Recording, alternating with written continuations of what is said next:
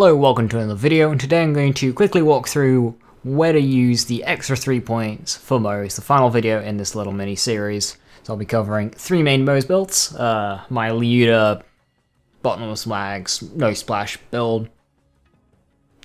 I'll be covering a rocket only mode, and of course the traditional splash damage Moze build, the one that I'd recommend for most content with Kibsworth, Westergun, Julius Dazzle, whatever, spamming nades like the cloning maddening dragger.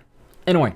So this is basically what my Leuda only Moze build, or just, you know, a gun damage build that isn't focused on dealing splash damage. Wouldn't terribly recommend it for endgame, but it's fun for just playing around.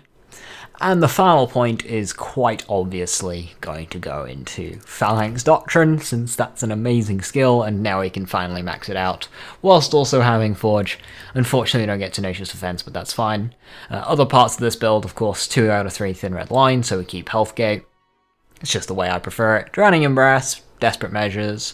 You don't get the full benefit of that, but still, damage is damage.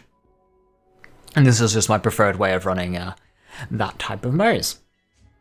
Right, and next up we have the splash damage Moze, the one that I would pretty much recommend for just solid endgame gameplay, the one that uses a grenade that hits a lot, such as the Cloning Maddening Tracker and Westergun, Julius Dazzle, into Kibsworth, that kind of build, the one that you see around a lot. And this one goes to 1 out of 5 Scorching RPMs. These last 2 points were 3 points. We went all the way down to Short Fuse, of course.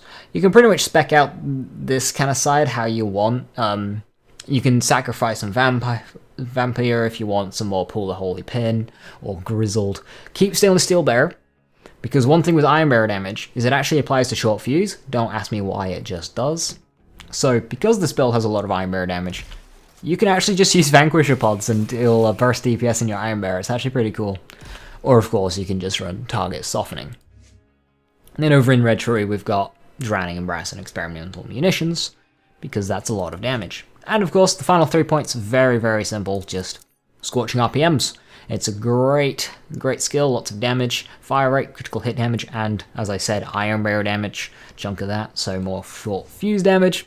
Again, don't know why, just is.